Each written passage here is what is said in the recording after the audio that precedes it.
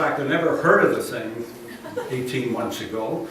When I was approached by a couple of guys, Babu being one of them, and turned around and said, how would you like to be involved with the Canadian human rights voice? And I said, we have enough voices. We have enough human rights. Why do we need another one?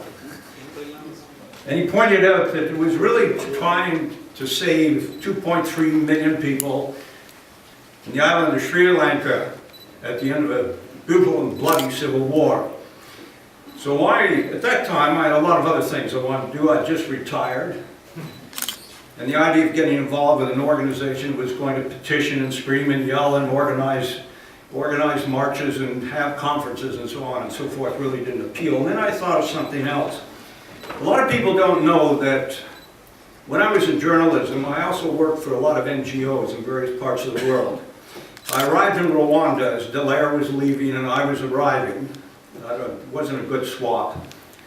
With a couple of engineers, and we were going around the country to have a look at what could be salvaged out of the school system. We went from one end of the Rwanda from north to south,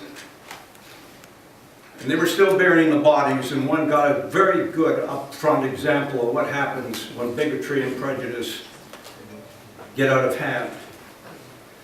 I lived in South Africa for a year when apartheid was really getting cranked up, and watched what that did, and I think I knew your professor, sir, who was at the University of Cape Town when I was there. I was in the Balkans when people were joyfully killing each other, and the world for a long time just stood by and watched. So I have this to you. There are 2.3 million Tamils sitting on the island of Sri Lanka. What the hell is going to happen to them? And I make that as a brutal statement. What is going to happen to them? You're sitting around here, you're in Canada, you're safe. They're not. Who's going to take them? How many countries are going to open up their borders and say, send me your tired, your poor, and your 2.3 million Tamils? None. That's a harsh reality. If you look at the immigration laws of the white dominions, Australia, Canada, New Zealand, if you look at the immigration laws of most countries, the option of the Tamils to go anywhere is severely limited. We know what happens when they go on a boat and end up in Vancouver, don't we? We know what happens when they go on a boat and end up in Australia. We know that. And I'm sure some of you know some people who are languishing in camps while they process the refugee claims. So, the options are kind of slim. As far as the central government is concerned, another Katrina, another blackout, another shooting in some obscure part of the United States, and you're off the map. You're forgotten. Which gives the government in Colombo every opportunity to pursue policies which either strip the dignity of the Tamil population, limit their economic well-being, deny them an education, and push them into a position where they have no other alternative but to assimilate completely, forget any aspirations of salvaging their culture, or go where? South India? I don't even think India would turn around and accept 2.3 million Tamils.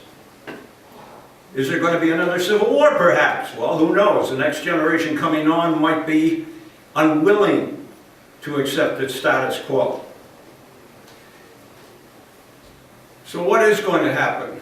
I have no idea. But I want to ask all you people here, how many of you got relatives over there? Let's see a show of hands. Come on. How many have friends? Just 2, 3, 4? So you all have a stake in this, I gather. You have a stake in terms of family, you have a stake in terms of friends, but you're here. And I know when a lot of you, when you came to this country, it wasn't joy. It's a bloody hard winter, as opposed to the very lush climate you came from. Canadians are not, as everybody thinks, all that accepting. You came here with a different color, different culture, and you had to hack it out in this country, and not often was it easy. But you've made it. I'm looking around here at people with good suits and ties, well fed. There they are, right there, even the white guys. I like the even part. So it's payback time. It's payback. We want some money. We need a lot of money. I mean, we've been dancing around this little thing the whole evening. Oh, what are we going to do and how are we going to do it? And we have great dreams and aspirations. It's going to take money. It's going to take probably millions. And I lie to you not. You're going to have to launch a major PR campaign to get this problem before the world, then shift public opinion so that it becomes interested in what happens to 2.3 million people and will not accept another killing fields a la Cambodia. Okay? One of the things I suggested was to charter a boat loaded up with medical supplies and doctors and send it out to the northern enclaves of Sri Lanka and find out what the government in Colombo does. They either let it in or they turn it back, and if they turn it back, what does that tell you? That the end result is to kill off whatever's remaining, or at least make life awful miserable for them. So on June the 8th, have I got that right? June the 8th? Yes. There's going to be a conference. It's going to cost $1,000 a table. That's a nice round sum. $1,000. I would like 10 of you tonight to write checks for $1,000. Do I hear any assent? Do I hear somebody say no? Sure. Yes. Yeah, Pardon? I'm in. I want 10 people, $1,000 each, to begin this campaign so that we can save those 2.3 million. Amen. Okay?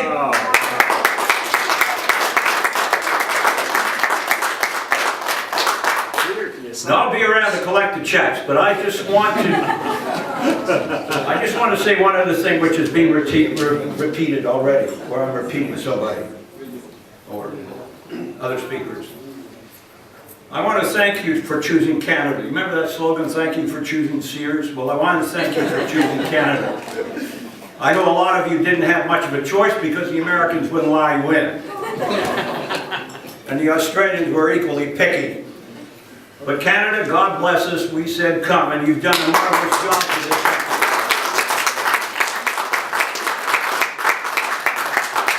So when I say it's payback time, it's not payback to Canada.